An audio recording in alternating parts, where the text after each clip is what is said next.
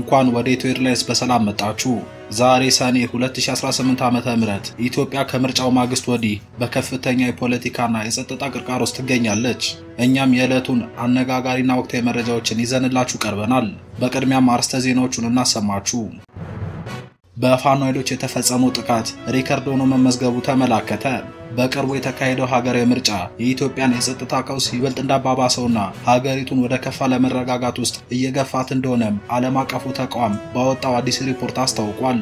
ምርጫው ከመካሄዱ በፊት ጀምሮ በስልጣን ላይ ያለውን የብልጽግና ፓርቲ መንግስት ይለውጣል ተብሎ ያልተጠበቀ ቢሆንም ከምርጫው ማግስት እየወጡ ያሉ ዜናዎች ግን የሀገሪቱን የሰላም ተስፋ ያጨለመ አደጋ ይዘው መጥተዋል ሲል ተቋሙ የፋኖ ኃይሎችን ዋቢ አድርጎ ያወጣው ሪፖርት መነጋገሪያ ሆኗል። ዝርዝሩን ይዘናል።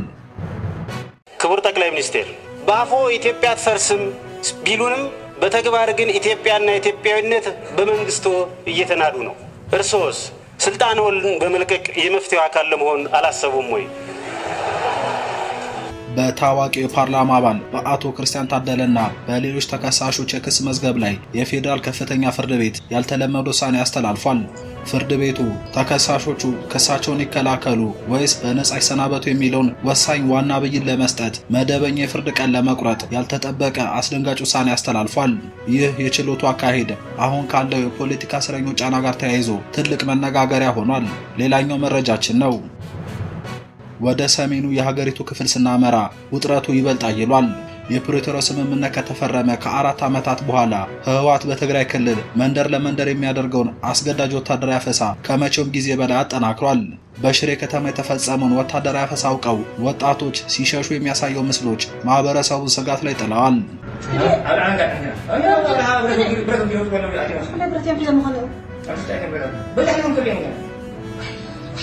ይህ በእንዲህ እንዳለ የሰላም ስምምነቱ አደራዳሪ የነበሩት ኦሉሴጉን ኦባሳንጆ የአውስትራሊያና የእንግሊዝ ተወካዮችን ያካተተ ከፍተኛ ልዑካንን ይዘው ድንገት መቀለ ገብተዋል። ከዶክተር ደብረጽዮን ጋርም ፊት ለፊት ውይይት ቢጀምሩም በሰሜኑ ሰማይ ላይ የፌዴራል ተዋጊ ጀቶች መታየታቸው አዲስ የጦርነት ስጋት አንዣቧል። ዝርዝሩን ይዘናል። የተከበራችሁ አድማጭ ተመልካቾቻችን እነዚህንና ሌሎች መረጃዎችን አካተን ይዘን ቀርበናል። እስከ ፍጻሜው አብራችሁን ቆዩ። ቪዲዮን ላይክ እና ሼር፣ ቻናሉ ሰብስክራይብ እና የደወል ምልክቷን በመጫን ትኩስና አዳዲስ መረጃዎችን ያገኙ እያልን ወደ ዝርዝሩ አለፍን።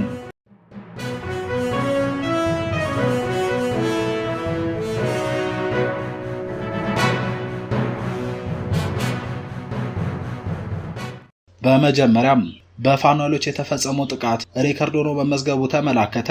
በቅርቡ የተካሄደው ሀገራዊ ምርጫ የኢትዮጵያን የጸጥታ ቀውስ ይበልጥ እንዳባባሰውና ሀገሪቱን ወደ ከፋ ለመረጋጋት ውስጥ እየገፋት እንደሆነ ዓለም አቀፉ የጋራ ግጭቶች መረጃ ፕሮጀክት ወይም አክሊድ የተባለው ተቋም ባወጣው አዲስ ሪፖርት አስታውቋል።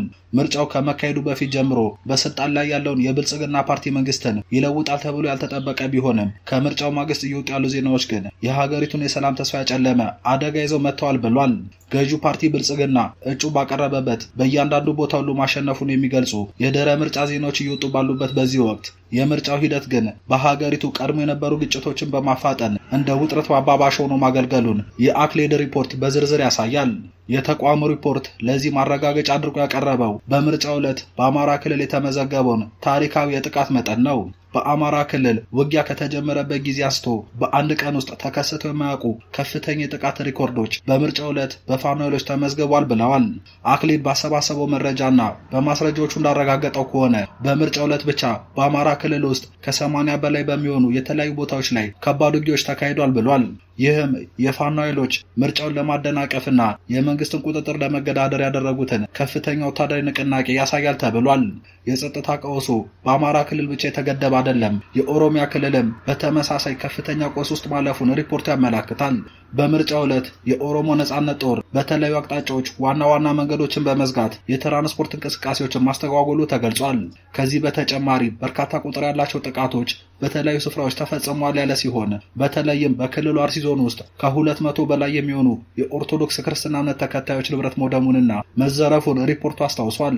እንዲህ ያሉ ሁነቶች ምርጫው በሀገሪቱ ያሉትን የማህበረሰብ ክፍሎች ክፍፍልና ግጭቶችን ይበልጥ እየሰፉ እንዲሄዱ ማድረጉን ትልቅ ማሳያ ናቸው ተብሏል። ይህ የአክሌድ ሪፖርት ይፋ የሆነው የኢትዮጵያ ብሔራዊ ምርጫ ቦርድ በትግራይና በአንዳንድ የሀገሪቱ ክፍሎች ባለው አለመረጋጋት ምክንያት ምርጫውን ማካሄድ ባልቻለበትና የምርጫው ታማኒነት ጥያቄ ውስጥ በገባበት ተጨባጭ ሁኔታ ላይ ነው። የታዛቢዎች ትንተና እንደሚያመላክተው ምርጫው በምርጫ ሳጥን የመንግስትን ሕጋዊነት ለማረጋገጥ የተደረገ ጥረት ቢሆንም በመሬት ላይ ያለው እውነታ ግን የሀገሪቱን የትጥቅ ግጭቶች ይበልጥ አቀጣጥሏቸዋል ተብሏል። በተለይም በአማራ ክልል የተፈጠረው የ80 ቦታዎች ውጊያና በኦሮሚያ የቀጠለ የንብረት ውድመት ሀገሪቱ ከምርጫው በኋላ ወደ ባሰ የፖለቲካና የጸጥታ ቅርቃር ውስጥ መግባቷን ያሳያል። ይህ በምርጫው ማግስት የተመዘገበው ታሪካዊ የጥቃት ሪከርድና የጸጥታ መላላት ኢትዮጵያን ወዴት እየመራት ነው? መንግስት ለዚህ ዓለም አቀፍ ሪፖርት ምን ምላሽ ይሰጥ ይሆናል? እኛም መረጃዎችን በቅርበት እየተከታተልን ለእናንተ የምናደርስ ይሆናል። እናንተም ሀሳብ አስተያየታችሁን በኮሜንት መስጫው ላይ አስፍሩልን። በታዋቂው የፓርላማ አባል አቶ ክርስቲያን ታደለና በሌሎች ተከሳሾች የክስ መዝገብ ላይ ፍርድ ቤቱ የወሰደው ያልተለመደ ችሎት ውሳኔ ብዙዎች እየተነጋገሩበት ይገኛል። የፌዴራል ከፍተኛ ፍርድ ቤት በተከሳሾቹ ላይ ክሳቸውን ይከላከሉ ወይስ በነጻ ይሰናበቱ የሚለውን ወሳኝ ዋና ብይን ለመስጠት መደበኛ የፍርድ ቀን ለመቁረጥ ፈቃደኛ ሳይሆን መቅረቱ ታውቋል። የተከሳሾቹ ጠበቃ ሰለሞን ገዛሃኝ ለአዲስ ማለዳ እንደገለጹት ባለፈው የሰኔ 3 ቀን የችሎቱ ውሎ ላይ ተከሳሾቹ ፍርድ ቤቱ ለዋናው ብይን ለምንድነው ቀጠሮ የማይሰጠን የሚል ጠንከር ያለ ጥያቄ አንስተው ነበር ያሉ ሲሆን ምክንያቱም ጉዳዩን የሚከታተሉ የሚዲያ አካላትና የተከሳሽ ቤተሰቦች ቀኑን ቀድሞ ማወቅ ስላለባቸው መደበኛ ቀጠሮ ሊሰጣቸው እንደሚገባ በጽኑ ተከራክረዋል ብለዋል። ሆኖም ግን ችሎቱ ለጥያቄው በሰጠው ምላሽ ጉዳዩ ሊያልቅ የተወሰነ ነገር ስለሆነ የቀረው ይሄ ነው የሚባል ቀን አልወሰንም በማለት መደበኛ ቀን ለመቁረጥ ፈቃደኛ ሳይሆን ቀርቷል ተብሏል። አሁን የምጠይቀው ይህን የተከበረውን ችሎት ክቡር ዳኞችን የምጠይቃቸው ጉዳይ አለ። እዚህ በተከሳሽነት የቀረብነው ታጋቾች ነው። የተከበረው ፍርድ ቤት እገታን የመዳኘት ህጋዊ መሰረት አለው ብሎ ታጋች ሁላን በእገታ ላለፉት 8 ወራት በተለያዩ አካላዊ፣ ስነልቦናዊ የጤና ጉዳቶችን ስናስተናግድ ቆይተን በምን መሰረት ነው እገታ ሊዳኝ የሚችለው? ፍርድ ቤቱ ጉዳዩ ሊጠናቀቅ የተቃረበ በመሆኑ በሰኔ 16 ወይም ከዚያ በኋላ ባሉት ቀናት ብይኑን ልናሰማ እንችላለን በሚል ችሎቱን አጠናቋል። ምንም እንኳን ፍርድ ቤቱ ለዋናው ብይን መደበኛ ቀን ባይቆርጥም ሌላ ተለዋጭ ቀጠሮ ግን ሰጥቷል። እሱም ተከሳሾቹ በማረሚያ ቤት ውስጥ እየተፈጸመብን ነው ስላሉት የሰብአዊ መብት ጥሰትና አያያዝ ማብራሪያ ለመስማት ነው። የማረሚያ ቤቱ ኃላፊ በጉዳዩ ላይ ምላሽና ማብራሪያ ይዘው እንዲቀርቡ ለሰኔ 16 ቀን ተለዋጭ ቀጠሮ ተሰጥቷል ተብሏል። ጠበቃው እንደሚሉት ምናልባትም በዚህ በሰኔ 16 ችሎት ላይ ዋናው ብይን አብሮ ሊገለጽ የሚችልበት እድል አለ ብለዋል። ይህ በእነ አቶ ክርስቲያን ታደለ መዝገብ ላይ የታየው የፍርድ ቤት መዘግየትና መደበኛ ቀጠሮ የመከላከል ሁኔታ አሁን ካለው የኢትዮጵያ አጠቃላይ ፖለቲካና የፍትህ ስርዓት ሁኔታ ነጥሎ ማየት አይቻልም ያሉ ሲሆን በአሁኑ ወቅት በሀገሪቱ በተለይም ከአማራ ክልል የፖለቲካ ውጥረትና ከቀጠለው የጸጥታ ችግር ጋር ተያይዞ በርካታ ተጽዕኖ ፈጣሪ ፖለቲከኞች፣ ጋዜጠኞችና የህዝብ ተወካዮች በስር ላይ ይገኛሉ። የሰብአዊ መብት ተሟጋቾችና ዓለም አቀፍ ድርጅቶች በኢትዮጵያ የእስረኞች አያዝና ፍርድ ቤቶች ከፖለቲካ ጫና ነጻ መሆን ጉዳይ ላይ በተደጋጋሚ ስጋታቸውን እየገለጹ ባሉበት በዚህ ወቅት የአቶ ክርስቲያን ታደለ መዝገብ ላይ የታየው ይህ የቀጠሮ አለመወሰን ጉዳዩን ይበልጥ አነጋጋሪ አድርጎታል። የፌዴራል ከፍተኛ ፍርድ ቤት በሰኔ 16 ችሎት ላይ በእነ አቶ ክርስቲያን ታደለ ላይ የሚሰጠው ውሳኔ ምን ሊሆን ይችላል? የተባለው የሰብአዊ መብት ጥሰትስ ማረሚያ ቤቱ ምን ምላሽ ይሰጥበታል? እኛም ጉዳዩን በቅርበት እየተከታተልን መረጃዎችን ለእናንተ የምናደርስ ይሆናል። የፕሪቶሪያው የሰላም ስምምነት ከተፈረመ ከ4 ዓመታት በኋላ በትግራይ ክልል ውስጥ ያለው ውጥረት ወደ ከፍተኛ ደረጃ ላይ መድረሱን የሚያሳዩ መረጃዎች እየወጡ ነው። ከስፍራው የሚወጡ አስደናቂ ዘገባዎችና ተንቀሳቃሽ ምስሎች እንደሚያመላክቱት ህወሓት ወታደራዊ አፈሳውንና የግዴታ ውትድርና ቅስቀሳውን በከፍተኛ ሁኔታ በማጠናከሩ በአካባቢው ማህበረሰብ ላይ ከፍተኛ ድንጋጤ ተፈጥሯል ተብሏል። ከስፍራው የሚወጡ መረጃዎች እንደሚያረጋግጡት በአሁኑ ወቅት መንደር ለመንደር የተጠናከረ ወታደራዊ አፈሳ እየተካሄደ ይገኛል ተብሏል። ከሰሞኑ በሽሬ ከተማ የተቀረጸውን ይህንን ምስል ልብ ብላችሁ ተመልከቱ።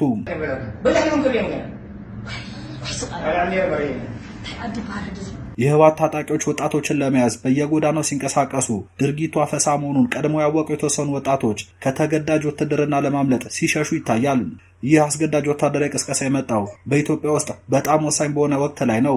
በህወሓት አመራርና በክልሉ ጊዜያዊ አስተዳደር መካከል ከተፈጠረው የፖለቲካ አለመግባባት በኋላ ህወሓት በመቀሌ ላይ ሙሉ ቁጥጥሩ መልሶ በማጠናቀር ለአዲስ አበባ ፈተና እየሆነ ይገኛል። በትግራይ ክልል ባለው አለመረጋጋት ምክንያት አካባቢው በሰኔው አጠቃላይ ምርጫ ሳይካተት መቅረቱን ተከትሎ የክልሉ ጉዳይ አጥኚዎች ይህ መንደር ለመንደር የሚካሄደው አፈሳ ለአዲስ የጦርነት ስጋት ዝግጅት ሊሆን እንደሚችል ያስጠነቅቃሉ።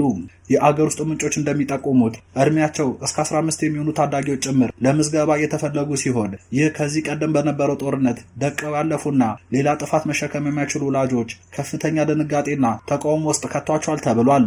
እንደ ሽሬ፣ አክሱምና መቀሌ ባሉ ከተሞች ውስጥ ያለው ሁኔታ አሁንም በከፍተኛ ሁኔታ ውጥረት እንደነገሰበት ነው የተባለ ሲሆን ወጣቶች ከአፈሳው ለመሰወር ሲሉ በየቤታቸው ለመሸሸግ ወይም ከከተሞች ውጣ ባሉ አካባቢዎች ለመደበቅ እየሞከሩ እንደሆነ ተነግሯል።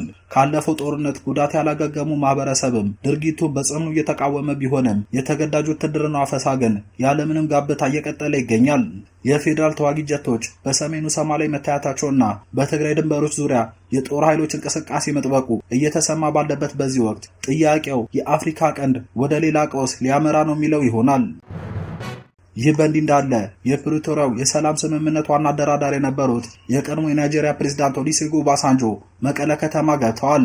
የአፍሪካ ህብረት ከፍተኛ ተወካይ ኦሉሴጉን ኦባሳንጆ የመሩትና የአውስትራሊያ እንዲሁም የእንግሊዝ ተወካዮችን ያካተተው ይህ ከፍተኛ የልዑካን ቡድን በትግራይ ክልል ዋና ከተማ መቀለ የተገኙት ከክልሉ አመራሮች ጋር በወቅታዊ አንገብጋቢ ጉዳዮች ላይ ለመወያየት ነው ተብሏል።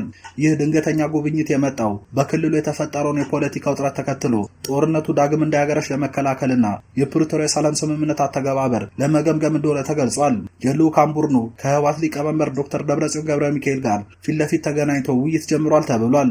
ይሁን እንጂ ይህ ዲፕሎማሲያዊ ጥረት እየተደረገ ባለበት በአሁኑ ወቅት በክልሉ ውስጥ ያለው ወታደራዊ እንቅስቃሴ ግን አሁንም ማህበረሰቡን ስጋት ላይ ጥሏል ተብሏል።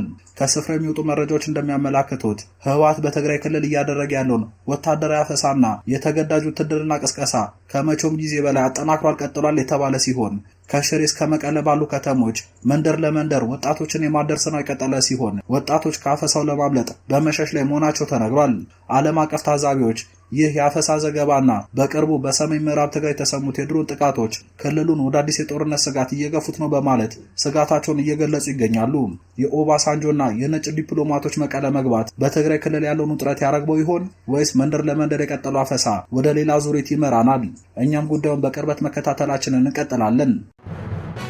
ክቡራን የቻናላችን ተከታታዮች ለአሁን ያዘጋጀናቸው መረጃዎች እነዚህን ይመስሉ ነበር። ለቻናላችን አዲስ የሆናችሁ ላይክ እና ሼር እንዲሁም ሰብስክራይብ በማድረግ ወቅታዊ መረጃዎችን በፍጥነት ያገኙ። ስለተከታተላችሁን እናመሰግናለን። ሰላም ቆዩ።